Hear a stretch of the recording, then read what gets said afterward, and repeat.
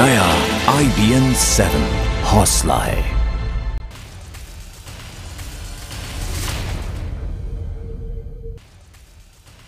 मणिपुर में सेना पर हुए उग्रवादी हमले में शहीद ग्रेटर नोएडा के जवान के शहीद होने पर सेना के जवान जगवीर का पार्थिव शरीर आज उनके घर पहुंचा है और गांव में मातम का माहौल है। केंद्रीय मंत्री महेश शर्मा उन्हें श्रद्धांजलि देने के लिए उनके घर पहुंचे। वो लगभग 15 दिन पहले ही ड्यूटी पर गए थे। जगवीर सिंह के 4 भाई हैं और जगवीर तीसरे नंबर पर थे। जगवीर की बचपन से ही सेना में जाने की इच्छा थी। 24 जून 1994 को वो सेना में बहाल हुए थे। उनका एक 14 साल का बेटा भी है, 11 साल की बेटी है। लड़का 8वीं में पढ़ता है और लड़की 6वीं में साहिबाबाद में पढ़ती है। जगवीर के गांव में लगभग 1.5 बीघा जमीन है। वो पिछले महीने ही छुट्टी लेकर घर आए थे और काफी जिंदा दिल इंसान थे जगवीर। कुछ समय पहले ही उनकी ड्यूटी मणिपुर में लगी थी। प्रधानमंत्री नरेंद्र मोदी अपने बांग्लादेश दौरे के दूसरे दिन एक के बाद एक कई कार्यक्रम में शिरकत करेंगे। पीएम मोदी कुछ देर में ढाकेश्वरी देवी के मंदिर भी पहुंचेंगे। मंदिर में उनके स्वागत के लिए काफी तैयारियां की गई है। मंदिर प्रशासन की ओर से पीएम मोदी को ढाकेश्वरी देवी की एक मूर्ति भी भेंट की जाएगी। प्रधानमंत्री नरेंद्र मोदी आज सुबह रामकृष्ण मिशन मठ भी पहुंचेंगे। यहां भी प्रधानमंत्री मोदी के पहुंचने को लेकर के काफी तैयारियां की गई है। मठ में पीएम मोदी करीब आधे घंटे रुकेंगे और एक कार्यक्रम में शिरकत करेंगे। पीएम के पहुंचने को लेकर मठ काफी उत्साहित है। मठ के मुताबिक पीएम मोदी उनके अपने हैं। 41 सालों से अटके हुए लैंड बॉर्डर एग्रीमेंट पर शनिवार को भारत और बांग्लादेश ने दस्तखत कर दिए। इस समझौते के तहत भारत ने 111 गांव बांग्लादेश को दिए, वहीं बांग्लादेश के 51 गांव भारत में शामिल होंगे। इस समझौते के अमल में आते ही भारत और बांग्लादेश के नक्शे बदल जाएंगे और इसके अलावा दोनों ही देशों के बीच 21 और समझौते हुए हैं। इनमें समुद्री सुरक्षा में सहयोग भी शामिल है और जाली भारतीय नोटों की तस्करी पर अंकुश लगाने की बात भी शामिल की गई। शनिवार को 2 दिनों की बांग्लादेश यात्रा पर ढाका पहुंचे पीएम नरेंद्र मोदी और मेजबान देश की पीएम शेख हसीना की मौजूदगी में इन समझौतों पर हस्ताक्षर किए गए। भारत बांग्लादेश को 12,600 करोड़ रुपए का कर्ज देगा। मोदी ने पड़ोसी मुल्क के लिए न केवल 2 अरब अमेरिकी डॉलर कर्ज की घोषणा की है, बल्कि दूसरे क्षेत्रों में भी मदद का भरोसा दिया है। मोदी ने पहले दिए गए 8 अरब अमेरिकी डॉलर के अपने ऋण पर तुरंत कदम उठाने का भी भरोसा दिलाया है। मोदी की पहली बांग्लादेश यात्रा में पश्चिम बंगाल की मुख्यमंत्री ममता बनर्जी भी उनके साथ मौजूद थी। दोनों ही देशों के बीच चल रहे तेस्ता नदी के पानी के बंटवारे के मुद्दे पर मोदी ने बड़े आत्मविश्वास के साथ बांग्लादेश को भरोसा दिलाया है कि राज्य सरकार की मदद से इस मामले पर उचित समाधान निकाल लिया जाएगा। 1974 में इंदिरा गांधी और मुजीबुर रहमान के बीच सीमा समझौता हुआ था और इसके तहत भारत के 5 राज्यों पश्चिम बंगाल, असम, मेघालय, त्रिपुरा और मिजोरम के कुछ हिस्सों को बांग्लादेश को सौंपा जाना है। वहीं इसके बदले में बांग्लादेश के कुछ हिस्से भारत में शामिल होने वाले हैं और हाल ही में संसद के दोनों सदनों में यह बिल पारित भी हो गया। दरअसल 1971 में पाकिस्तान से जंग के बाद बांग्लादेश आजाद हुआ तो दोनों देशों के बीच सीमाएं साफ तौर पर तय नहीं हो सकी थी। प्रधानमंत्री नरेंद्र मोदी, बांग्लादेश की पीएम शेख हसीना और पश्चिम बंगाल की मुख्यमंत्री ममता बनर्जी ने बांग्लादेश में 3 बस सेवाओं को हरी झंडी भी दी। ये बसें कोलकाता ढाका, अगरतला और ढाका शिलांग गुवाहाटी के बीच चलेंगी और उम्मीद की जा रही है कि इन बस सेवाओं से दोनों ही देशों में आम लोगों और कारोबारियों के बीच संपर्क बढ़ेगा। रिलायंस पावर ने बांग्लादेश में 3000 मेगावाट का एक पावर प्लांट लगाने के लिए करार किया है। रिलायंस पावर एलएनजी आधारित पावर प्लांट और एलएनजी टर्मिनल लगाएगी। कंपनी इस प्रोजेक्ट पर 3 अरब डॉलर का निवेश करेगी और इसे चरणों में पूरा किया जाएगा। इस पावर प्लांट के लिए रिलायंस पावर समालकोट प्रोजेक्ट के आधुनिक उपकरणों का इस्तेमाल करेगी। समालकोट प्रोजेक्ट में जी समेत दुनिया के दिग्गज सप्लायर हैं। शनिवार को ऑपरेशन ब्लू स्टार की 31वीं बरसी पर पंजाब में सुरक्षा के कड़े इंतजामों के बावजूद कई जगह हिंसक झड़पें हुई है। पुलिस ने कई अलगाववादियों और हिंदू संगठनों के प्रतिनिधियों को हिरासत में भी लिया। सबसे ज्यादा तनाव अमृतसर में रहा। दोपहर 1:30 बजे फेसबुक फ्रेंड्स का एक उग्रपंथी गुट खालिस्तान जिंदाबाद का नारा लगाते हुए श्री हरमंदिर साहिब परिक्रमा में आ गया और तलवारें यहां पर लहराने लगी। टास्क फोर्स ने उन्हें रोका तो हिंसक झड़प शुरू हो गई। ऐसे में टास्क फोर्स ने उन्हें दौड़ा कर पीटा और इससे पहले सुबह अकाल तख्त साहिब में एक मुख्य कार्यक्रम के दौरान अलगाववादियों ने हरमंदिर साहिब की परिक्रमा में नंगी तलवारें लहराकर खालिस्तान समर्थित नारे भी लगाए। बिहार चुनाव के लिए बीजेपी अध्यक्ष अमित शाह ने 3 सदस्यीय कमेटी का गठन किया है और इसमें बिहार के प्रभारी भूपेंद्र यादव, केंद्रीय मंत्री धर्मेंद्र प्रधान और शिवदान सिंह शामिल हैं।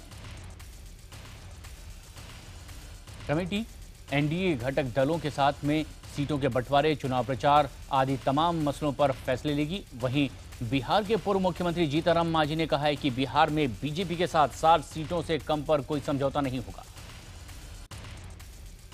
जबकि बिहार के मुख्यमंत्री नीतीश कुमार विधान परिषद चुनाव में सीटों के बंटवारे को लेकर होने वाली बैठक में हिस्सा लेने के लिए दिल्ली पहुंचे। दिल्ली दौरे के दौरान नीतीश कुमार ने मुलायम सिंह यादव, लालू प्रसाद यादव और शरद यादव से भी मुलाकात करने वाले।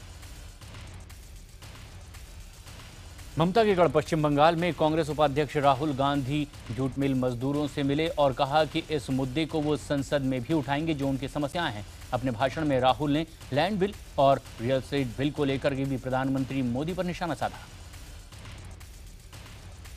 अपने भाषण में राहुल गांधी ने कहा है कि किसानों से अगर आप जमीन लेते हैं तो उन पर 5 साल के अंदर काम शुरू होना चाहिए और नहीं तो जमीन किसानों को वापस देनी चाहिए। उन्होंने लैंड बिल को लेकर के प्रधानमंत्री नरेंद्र मोदी की नीयत पर भी शक जाहिर किया। इससे पहले Rahul Gandhi real estate bill को लेकर के घर खरीदने वालों से भी मुलाकात करने पहुंचे। वन रैंक वन पेंशन के मुद्दे को लेकर सुलझाने के लिए पूर्व सैनिकों ने सरकार को 15 जुलाई तक का अल्टीमेटम दिया है।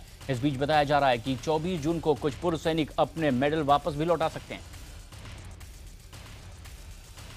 भारत के रक्षा मंत्री मनोहर पर्रिकर ने शनिवार को ही दूसरे दौर की बातचीत के दौरान इन लोगों ने पीएम को एक चिट्ठी भी लिखी जो रक्षा मंत्री को सौंपी गई और पीएम से मिलने के लिए वक्त भी मांगा गया।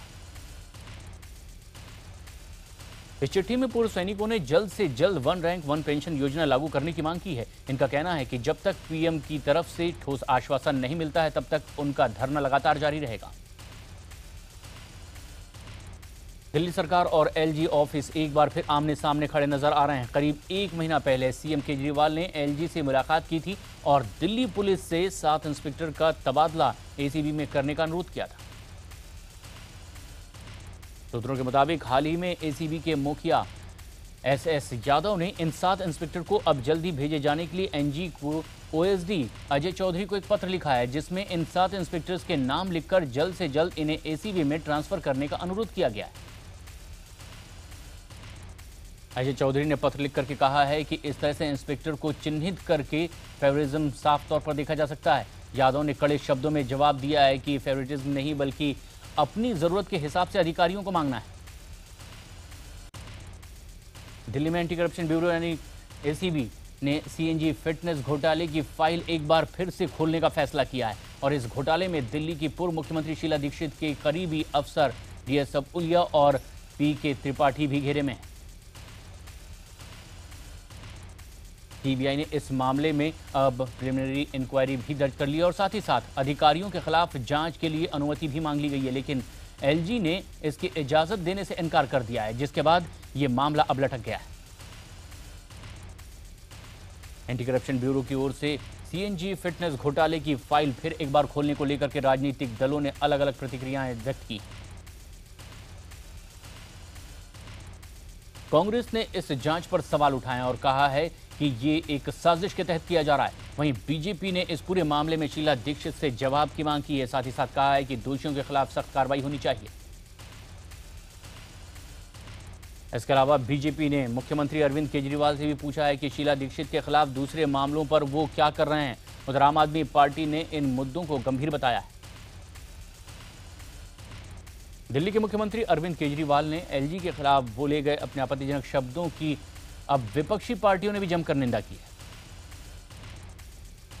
बीजेपी के प्रवक्ता संबित पात्रा ने केजरीवाल पर हमला करते हुए कहा है कि केजरीवाल जिन शब्दों का प्रयोग एलजी और केंद्र सरकार के लिए कर रहे हैं वो बहुत ही बचकाने हैं। एक संवैधानिक पद पर बैठे हुए शख्स के लिए ऐसी बातें करना बिल्कुल भी उचित नहीं है। वहीं इस पूरे मामले में उपराज्यपाल नजीब जंग ने कहा है कि केजरीवाल को माफ कर देना चाहिए। जंग ने कहा है कि ईश्वर उन्हें माफ करे क्योंकि वो नहीं जानते कि वो क्या कर रहे हैं।